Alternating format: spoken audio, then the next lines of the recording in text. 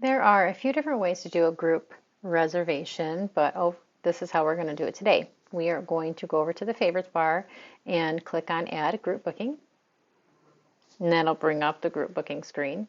So from here, we are going to put in the group guest contact. That is the person that will be the main contact person for the group reservation. So I'm going to make my own group reservation, put in my name. And there we go. And over here, we just have a group name. So that way it's easy for us all to communicate about the group and find it within the system. So we will just do this one, GWA staff. And then over here, we are going to add all of our sites for the group. So we'll have 4 in this. So we're going to click add booking 4 times. It's going to bring up 4 separate lines that are going to be the reservation for this group booking, each individual one. Next, we will set our arrival and departure date. So for this, we'll come in on September the 17th. We'll hit done. And then we are going to depart on September the 19th. We'll hit done. And then the beautiful thing about New Book is from here, we've set the arrival and departure date at the top. We do not have to do it for each individual reservation. We can just click this little down arrow and it pushes up the information all the way down. So it changed all of those dates to September 17th. And over here, we'll do the same thing. It's going to push all of those dates down to be September 19th. And then we are going to next go and choose our sites. And here is where we would put our sites, where it says the seasonal lakefront waiting list. That's just, it automatically goes to that, the first option in the list. So from here, you can type in the sites. If you did 2 on 5th, it'd bring up everything that has the those numbers within it. So, but I want to, for this one, we will just choose these primitive sites right here. So I'll go through and I will choose a primitive site for each one.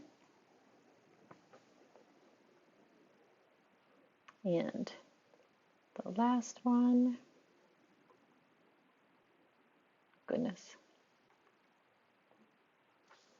All right, so we have our sites chose, and then we'll go over here and we are going to choose our rate types. And rate type, you can, that's if they booked it online. If there was going to be some kind of different, no billing would be if we were going to have a special sort of pricing, which we don't. So we're going to choose standard. And then we're going to push the down arrow and it's going to push that down to everything. And then you see after it did that, it added the prices all in this area as well. And if we had a group of 7 or more, then we could choose a group discount, but this one does not qualify since it is a group of 4 and not a group of 7 or more. And then the last thing we will do right here is we're going to choose this to be book to billing or book to group. So book to booking and book to group. Book to booking is if each individual person is going to pay for their own deposit, pay for their whole site. Bill to group would be if the person that's the leader of the group, so in this case me, the leader of the group was going to pay the deposit and all the charges on it, would put everything all in one spot. So we would just have to go to one place to put all the payments at instead of the 4 individual sites. But in this case, we're just going to do book to bill to booking. And then we're going to push our little arrow down again. So then each individual person is going to be responsible for their fees. And then we would put in the names of our people. So here we will put in myself. Since it's my group, I'm going to have a site. And then if we knew the names of the other people, we could keep adding them to each of those sites.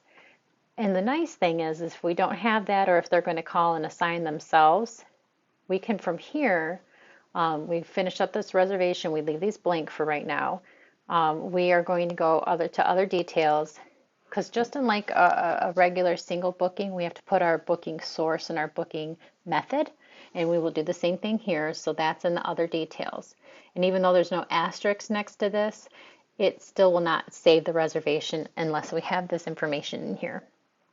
So we're going to say that we're return guests, push that down, and then we're going to say that we're doing this in person, and then we'll push it down.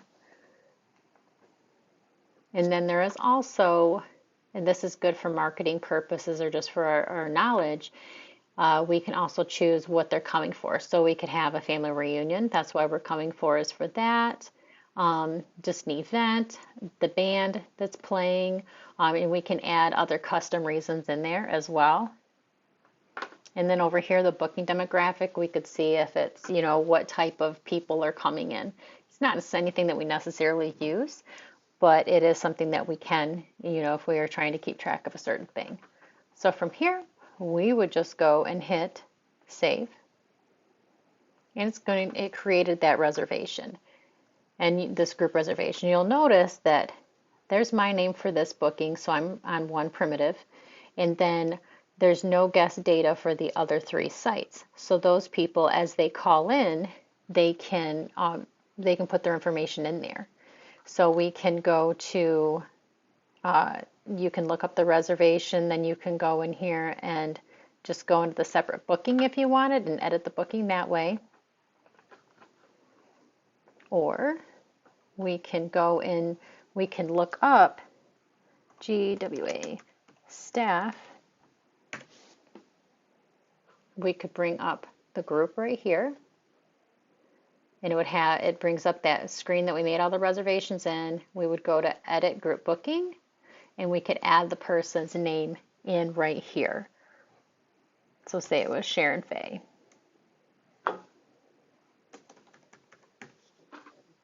And there she is right there. And then we could hit save, and then we could go within there, click on it. She could make her deposit and so on and so forth, just like any normal reservation. And that is just the basic group reservation. There are other things with it. I will make further videos that explain just a little bit of different things within the group reservations.